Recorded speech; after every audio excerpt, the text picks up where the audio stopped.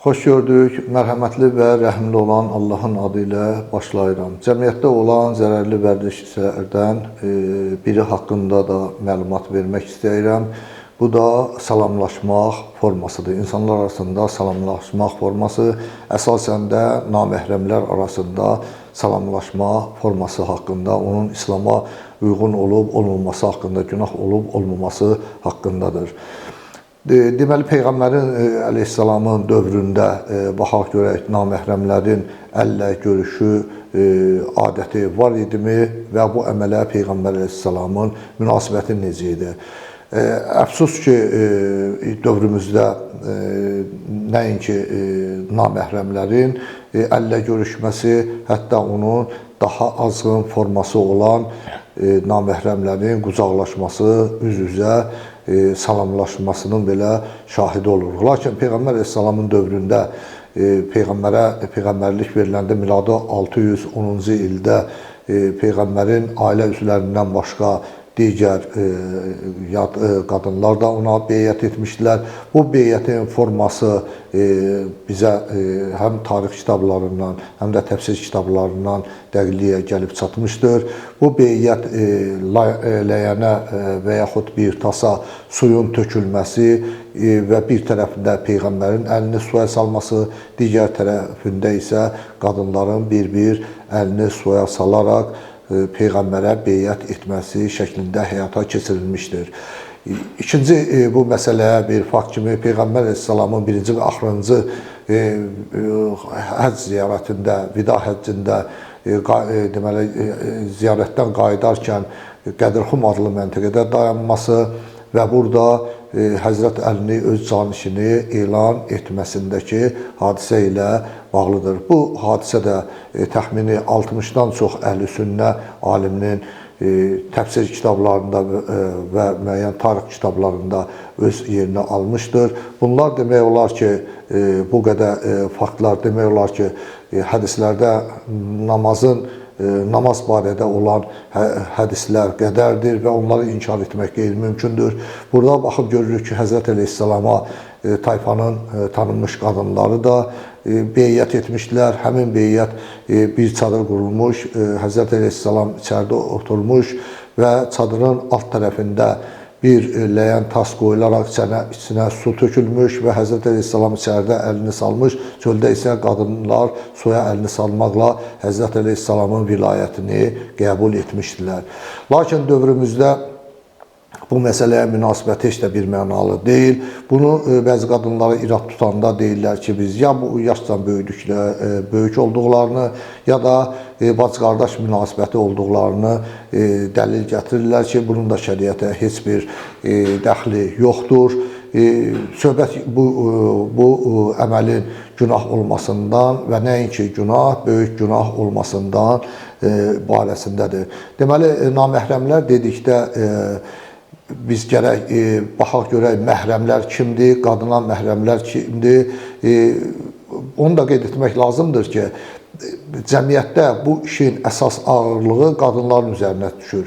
Çünki bildiyimiz kimi kişi qadına qadının istədiyi qədər yaxınlaşa bilər. Bundan artığı isə zora girəcək, zorakılığla, bu da artıq həm İslam dinində, həm də demokratik ölkələrin qanunlarında cinayət sayılır. Ona görə də bu məsələni əsasən qızışdıranlar və məsuliyyət sahibi olanlar qadınlardır. Lakin bu o demək deyil ki, kişilər məsuliyyət daşımırlar. Xeyr, hər ikisi məsuliyyət daşıyır. Baxaq görək, məhrəmlər, qadına məhrəmlər kimlərdir? Qadına məhrəmlər ilk növbədə öz ailə üzvlərində olan kişilərdir. Yəni atasıdır, oğludur, qardaşıdır, babasıdır, qardaşının uşaqları, qardaşının oğlanlarıdır, bacısının oğlanlarıdır, ögey atasıdır, qardaşıdır, süd qardaşıdır, süd oğulluğudur, yəni qadının üzr istəyirəm süd verdiyi oğlan uşağıdır. Qadının əmsidir, dayısıdır, qaynatasıdır, nəvəsidir və bunlar qadına məhrəm olan kişilərdir. Və bu kişilərlə qadının əl görüşməsində heç bir problem yoxdur. Bunlar qadına evlənməsi haram olan kişilərdir. Yəni qadınlar bu kişilərlə evlənə bilməzlər. Bundan başqa kişilər isə qadına naməhrəm, yəni məhrəm olmayan kişilərdir. Həmin kişilərlə, yəni qadınların evlənməsi halaldır.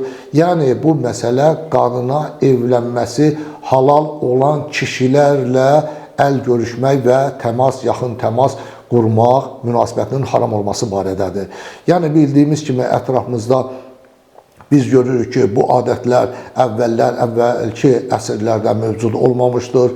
Son dövrlər, son yüzilliklər bu məsələni dünyanı yönəldən qüvvələrin, dinsiz qüvvələrin müəyyən təhriki ilə planlı fəaliyyətlərinin nəticəsində bu yerə gəlib çıxılmışdır və müəyyən informasiya vasitələri ilə, bütün tədbirlərdə, sosial şəbəkələr vasitəsilə müəyyən eksperimentlər keçirirlər insanların üzərində və biz son illər 10 ildən çoxdur ki, biz bunun tendensiya xarakterini aldığının şahidi oluruq və küçələrdə bəzi kişilər saf məhəbbəti, dostluğu aşılamaq, saf niyyətləri aşılamaq güya məqsədi ilə qadınlara, əsasən də kişilər qadınlara qollarını açıb, qadınlara dostluq təklif edirlər.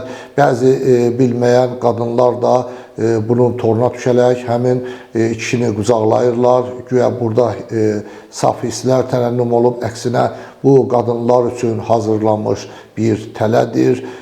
Necə ki, 20-ci əsrlərin biz ortasında, hətta Avropa ölkələrində qadınların geyim tərzinə baxsaq, bunların dəfələrlə indikindən qapalı olduğunun şahidi olaraq söhbət baş bağlamaqdan, hicab bağlamaqdan getmir. Qadınlar, xristiyan qadınları da, yəhudi qadınları da həmişə bağlı olmuşlar. Bu iş yalnız 20-ci əsrin ortalarına yaxın və ortasından sonra qadınların uzun paltarlarının gödərilməsi və naməhrəmlərlə